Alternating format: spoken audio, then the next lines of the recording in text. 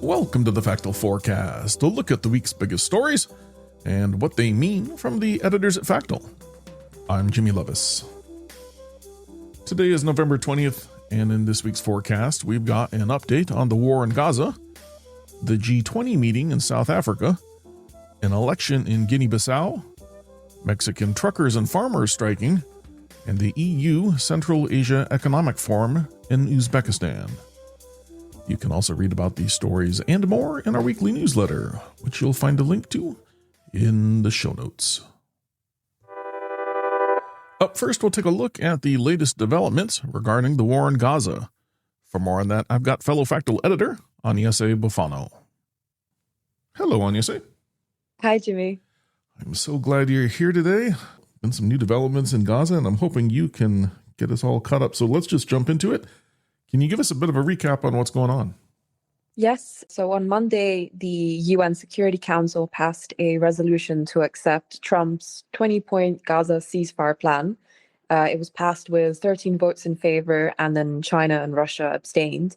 And in essence, the plan would see the creation of a so-called board of peace that would basically oversee legal authority and security issues in Gaza, as well as overseeing reconstruction efforts. And this would supposedly be headed by Trump himself. And although the exact membership of this group has not been confirmed, there have been talks about possibly the involvement of officials like, for example, former UK Prime Minister Tony Blair.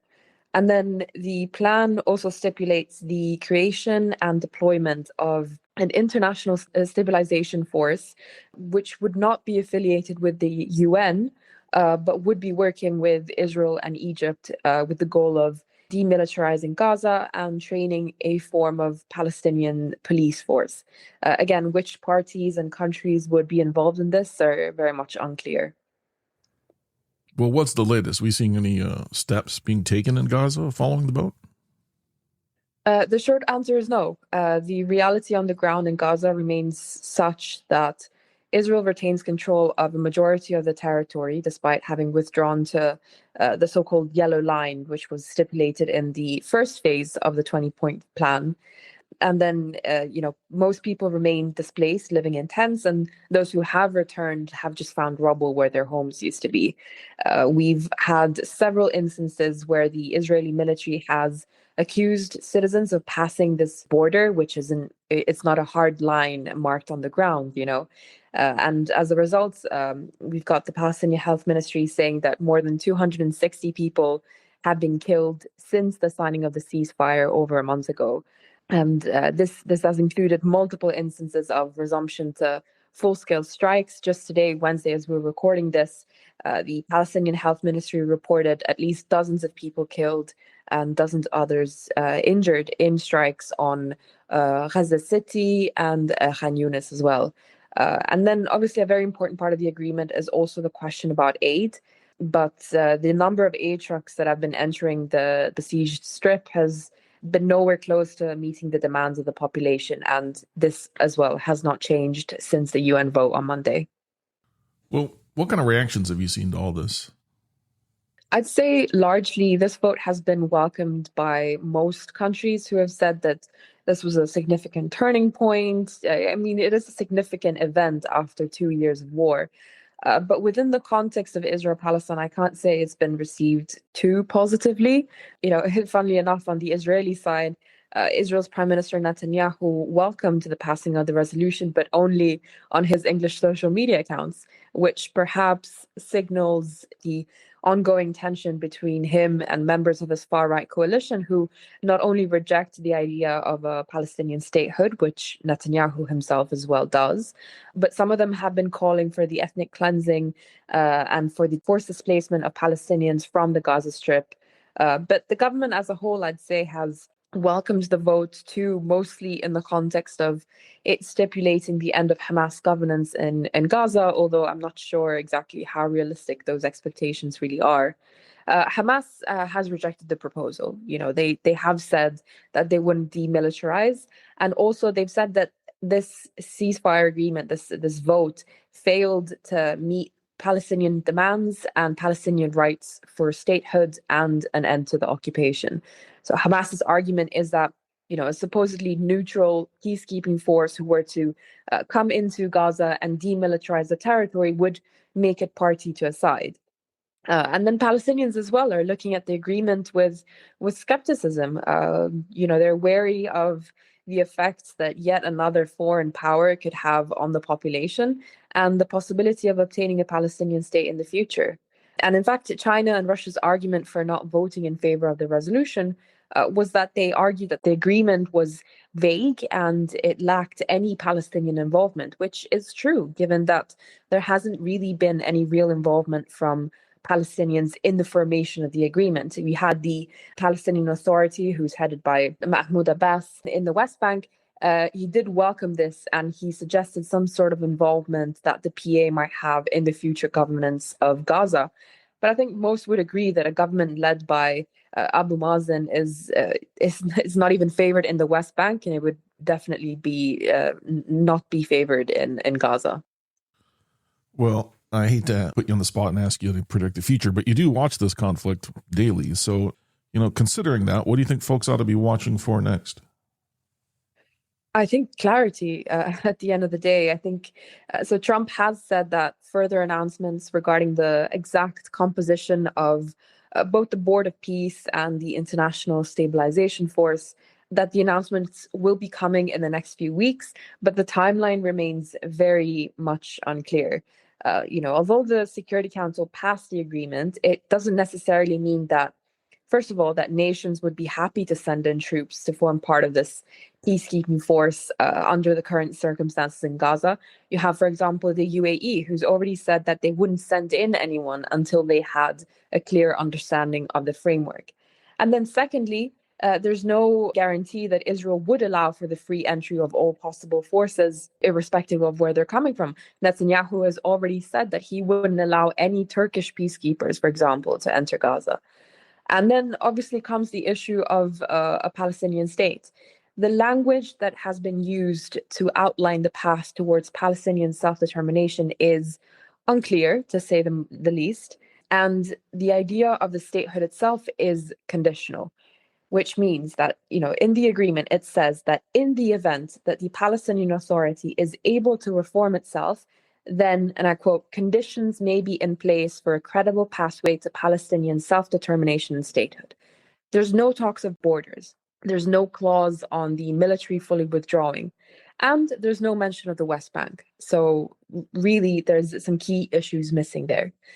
And then there's also the issue of financing the reconstruction efforts in Gaza. There's been suggestions that the funding would be backed by the World Bank. Does that mean institutions assisting in the rebuilding of Gaza could potentially go in debt? And then there are also conversations starting to arise about the legal responsibilities of Israel to pay for reconstruction. So who exactly should we put in charge of this realistically? And I think that's another thing that this vote misses. So anyways, I think, there is one line of thought arguing that this is an ongoing process and that the UN Security Council vote is at least a beginning point on which to keep, on one side, international forces engaged and at least also see a continuation, even if slow, of the flow of aid, which is what Gaza needs the most right now. But how realistic this is in securing a long-term lasting peace that is both fair and safe, I have my doubts. Well, Agnese, we'll have to pause there for today. But as usual, thank you greatly for your time. You always keep such a close eye on things for us in the region. That I know I appreciate it greatly. Appreciate you. Thank you. Thanks, Jimmy. Thanks for having me. World leaders will meet in Johannesburg, South Africa on Saturday. They're gathering for this year's G20 meeting. The annual G20 summit, which started in 1999, is a chance for world leaders from the world's largest economies, as well as the European Union and Africa Union, to meet in person. They discuss issues related to global security, economic development, and a range of other topics. It has evolved from a crisis management conference to a key forum for world leaders to meet face-to-face.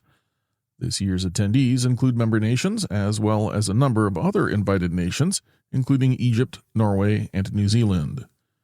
International organizations such as the World Bank and WTO will also be present. U.S. President Donald Trump, however, withdrew from the summit, saying the U.S. would not send representation, citing allegations of persecution against white South Africans. It's a criticism flatly rejected by the country's government, as well as some prominent white South Africans. Now, top topics at the summit this year are expected to include global economic growth, continued inequality and food insecurity, implementation of AI, and ongoing conflicts, including Ukraine. Of course, the lack of participation from the United States, the world's largest economy, has led to fears that the summit may be ineffective. West Africa's Guinea-Bissau will elect its new president on Sunday. The vote is already involved in controversy. The main opposition party, African Party for the Independence of Guinea and Cape Verde, also known as the PAIGC, it was disqualified from running. It's accused of having submitted its candidacy late.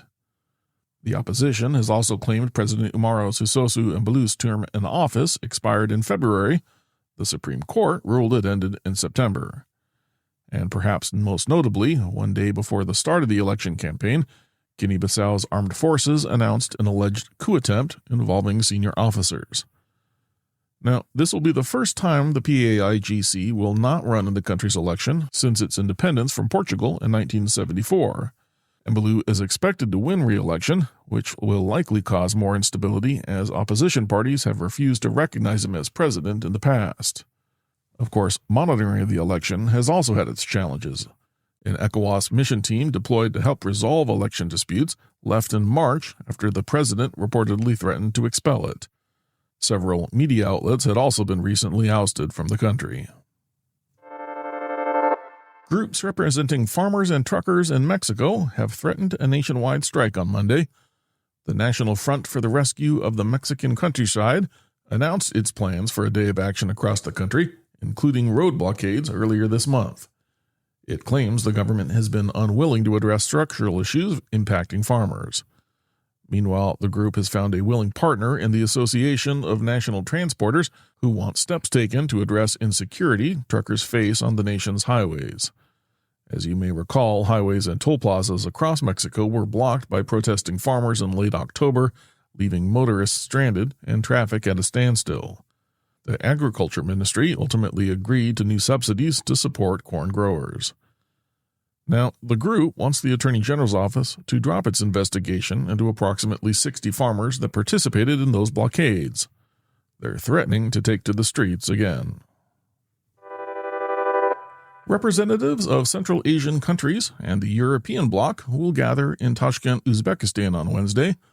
They meet to discuss deepening ties on the backdrop of Russia's weakening influence in the region. This is the latest in several high-level meetings this year between EU delegations and representatives of Kazakhstan, Kyrgyzstan, Tajikistan, Turkmenistan, and Uzbekistan. In April, the first EU Central Asia Summit took place in Uzbekistan, during which parties agreed to further explore cooperation in security, economics, climate, and energy sectors. Now, the Central Asian nations have traditionally fostered close ties with Moscow, and while that relationship remains strong, the war in Ukraine has shifted the Kremlin's attention away from the region. Western powers and China are now looking to take advantage of the situation, with Beijing, Washington, and Brussels all conducting high-level meetings with Central Asian leadership this year. Deepening ties in Moscow's backyard will no doubt ring alarm bells at the Kremlin, especially given that one of the EU's stated goals is the prevention of sanction circumvention in the region. One final note for you, the podcast will be off next week, so our next episode will be out December 4th. In the meantime, we are a 24/7 newsroom, so be sure to follow us on X, Blue Sky, or Threads, where we'll still be posting breaking news. As always, thank you for listening to the Factal Forecast. We publish our forward-looking podcast and newsletter each Thursday to help you get a jump start on the week ahead. Please subscribe and review wherever you find your podcasts, and we'd love it if you'd consider telling a friend about us.